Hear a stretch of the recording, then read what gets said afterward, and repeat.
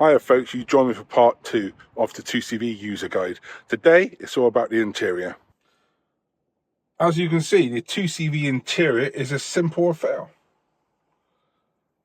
Let's start with the door. You have a window catch. Press the window catch down, unlocks the window. To shut the window, door handle to close it, door handle to open it. You just push it up and it opens. This is a choke. You can use this on a cold start. So generally you turn the engine over, as it fires into life, you bring the choke out a bit. We always recommend to give the gas pedal a little wiggle, but they're all different. Some of them you need to pull the choke all the way out to start, but most of them it's just a finger thickness. And as you can see, it's illuminated. As you push it in, it goes off. This is the headlight knob. As you turn it, the headlights move up and down. So when you've got more weight in the back, the headlights are facing up in the air, so you adjust it to dip them down. Especially useful when you're taking your goat to market. You have the ignition. The larger the keys is the ignition key. Put it in, you turn it. Sometimes you've got to wiggle the wheel if it's got a steering lock on. You'll notice when you turn the ignition on, the oil light comes on. This is a oil light, not a ignition light. This light comes on when you're driving, then your oil level's low. As you press it in, water pumps onto the windscreen. Be careful when you've got a roof open because you'll end up getting wet. Now there's only one speed of wipers. There's no intermittent, there's no 2-speed. But if you just want a quick wipe, press it gently and it will engage once. So gently engage once. Hazard warning lamps. We have the fog light. That only works when the lights are on. You can see the telltale lighting up. Now for this switch. Now this switch, as you press it, this light lights up. So you think, oh, what's happening? Is that flashing main beam? Or is it turbo power? No. All it does, when you press the switch in, it lights that bulb up and it tests the bulb. And that tells you the bulb is working. Why they put such a big switch in just to test the bulb, I don't know. But there you go, that's Citroen for you. Now, if that light comes on when you're driving, that means your brake fluid's low. We have 2 blanks. Some people put indicators and main beam in, but on this dash, they never came as standard. This is the gear selector. First, second, third, and fourth, and reverse. AR is reverse. We'll talk about that more later. We have the fuel gauge. Currently, it's empty. If I took the key off, you'll see the gauge slowly go down. Indicator 70 miles an hour. It's got to be one of the few cars in history what would actually reach the top speed what is on the speedo. And the 602cc 2CV will do 70. There's also a kilometers on it as well. Now you might notice little red marks, one just under 20 miles an hour, one about 35, and one about 55-ish. Now, what they are, Citroen put them on so you can actually get the maximum performance out of this little engine. So basically, you're changing the second at that red mark, changing the third on that one, and changing the fourth on that one. Hiya folks, thanks for watching this video. This is just a quick reminder for you to subscribe to our newsletter. The link's below.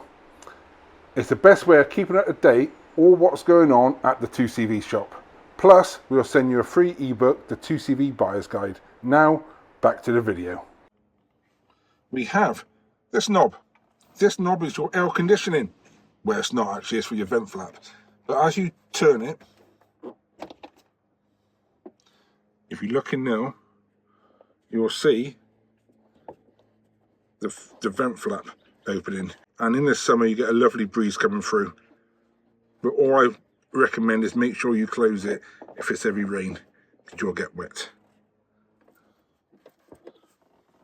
That red key, that is a kill switch, but that is unique to this car. A previous owner had it fitted.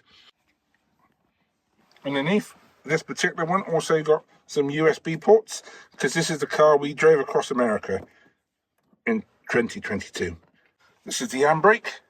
Take the tension, push the button in, take it off. Something you might not know, this button you can actually pull out like this.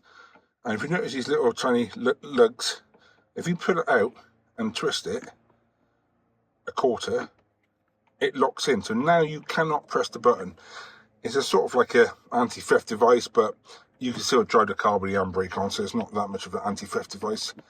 But the reason I'm showing you, if you ever get in your car and you cannot take the handbrake off, look at that. These lugs have got to be in that slot there.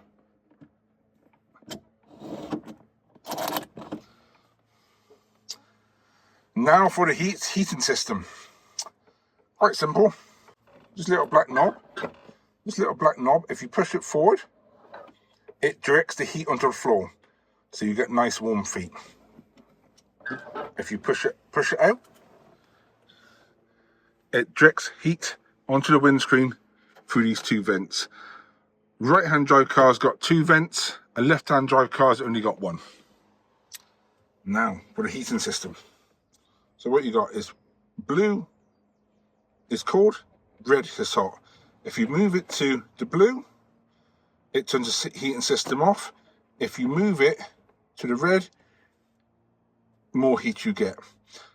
And this will be a little bit clearer once I show you under the bonnet. So blue is off, red is on. On the stalk you have indicators, left and right. These are not self-cancelling, so as the steering wheel turns, it will not turn it off. You've got to do it yourself. And there's no indication on the dash that it's actually indicating, but you can hear a audible tone. Some people do put a indicator in one of these little tiny indicator lamp in one of these holes. Now, I will show you if I can turn this wheel around.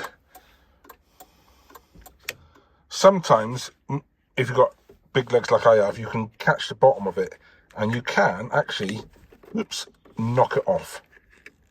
Basically, this metal plate sits in that groove. So it just literally pushes on. So if one day you find your indicators hanging down, don't worry about it. Just push it back on. And if you find it's really loose, that's about right, that's standard. But if it's any looser than that, you just want to get a bit of a screwdriver and just tap that metal plate in closer to the column. Not too much, you won't be able to get it on. But that's that. Now the headlight switch. You push it in, that's the horn. 0 is off. And also, you can see it moves up and down, backwards and forwards. So at the moment, I got it pushed down. Turn it once. That is your driving lamps. If you push it back towards you, that is your sight light parking lamps. The little tiny ones.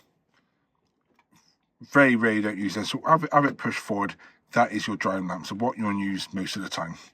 Turn it again from V to R. And it's exactly the same, driving lamps. So push forward, V and R are the same. But once it's in R, if you bring it back towards you, you get main beam. Like I said, there's no warning lamp that's on the dash, but you can have them put on. But believe you me, you won't get people flashing you if you leave it on main beam, because the lights are not bright enough to dazzle anybody. You know, these lights, we're talking 70s, 80s. They're not the modern LED lights. This always confuses people when you've got passengers.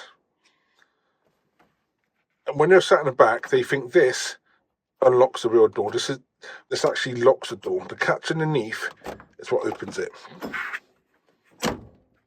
So if you push this down, it locks this catch. and you cannot get it out from inside and it locks the outside door handle. Lift it up, you can do it. Now, to shut it, you've got this pull. This is where Citroen put them. My advice is not that well secured. If you're putting new door cards on, I would move this to there, because it's a lot stronger. But if your door cards have got holes in them for this, leave it in this place. It's right.